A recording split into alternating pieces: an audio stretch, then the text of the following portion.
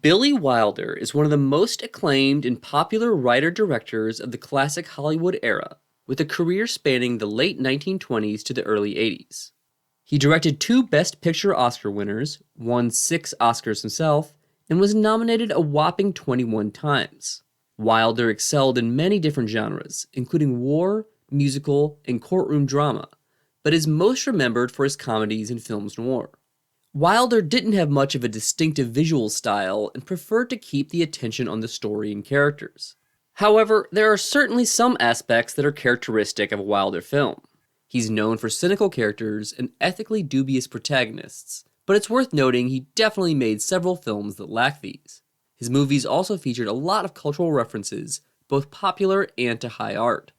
A big part of Wilder's work was pushing boundaries by exploring taboos and controversial content. Wilder's films often had social commentary and included themes like the division between classes. Given that Wilder's movies often had these characteristics that set them apart from others, he was an early example of a director that fits into auteur theory, which states that the director is the author of the film and should put his own personal stamp on it.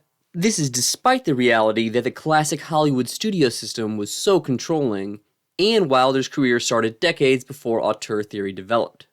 Wilder's filmmaking journey began in Europe, but by the late 1930s he was writing Hollywood scripts with his partner Charles Brackett. The most notable of these is Ninotchka, which got the pair their first Oscar nomination for Best Screenplay. It was directed by the German-born Ernst Lubitsch, who was Wilder's mentor and had a huge influence on his work. The writing duo got nominated again for Hold Back the Dawn and wrote the script for Ball of Fire, a comedy from legendary director Howard Hawks. While Wilder's first 2 American films as director were successful, he made his career with the 1944 film Double Indemnity. Many have called it the quintessential film noir, as it codified many of the cliches and plot points associated with the genre.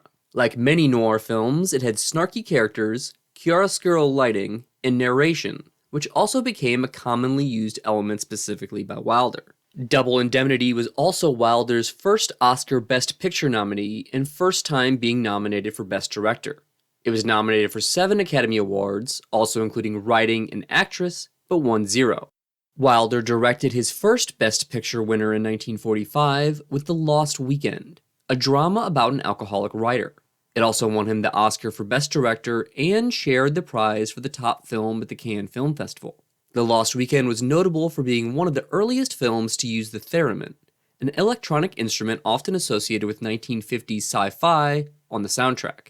The Lost Weekend was one of the earliest Hollywood films to portray alcoholism in a somewhat realistic manner. After that, Wilder made a documentary about the Nazi atrocities, and then 2 features that were released in 1948. One was The Emperor Waltz, a color musical starring Bing Crosby.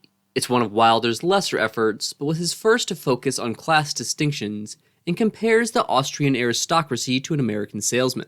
Then in 1950 we come to what is often called Wilder's best, and one of the best from any director in any era, Sunset Boulevard, a drama that harshly satirizes Hollywood.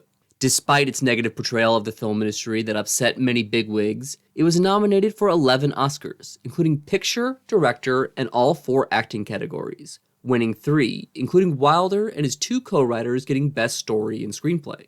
It's also ranked 12th on the American Film Institute's list of the top 100 films ever. Nominated for lead actor was William Holden, and this was the first of many collaborations he'd have with Wilder.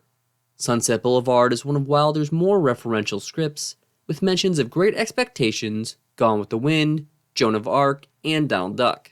After Sunset Boulevard, Wilder doubled down on the cynicism with Ace in the Hole, starring Kirk Douglas.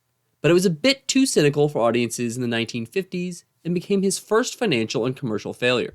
Luckily for Wilder, his career rebounded and his next film, Stalag 17, was a hit. Despite being set in a World War II POW camp, it was still more lighthearted and comedic than Ace in the Hole, so it's no surprise it was more successful with audiences. It starred Holden again as a cynical POW. Wilder followed that up with an even more lighthearted film that proved Wilder wasn't limited to cynical filmmaking, Sabrina. It featured Holden and Hollywood legend Humphrey Bogart as brothers, and Audrey Hepburn, who got her second Oscar nomination for this. Wilder also again got nominated for writing and directing. Impressively, Sabrina was Wilder's 8th film in a row that earned an Academy Award nomination. While not one of his top films, the 1955 film The 7-Year Itch has to be mentioned. It was his first time working with icon Marilyn Monroe, and features one of the most famous scenes in cinema history, where her white dress is blown upwards by a subway grate. Wilder reunited with Monroe for Some Like It Hot, the most obvious example of Wilder's exploration of taboo subjects.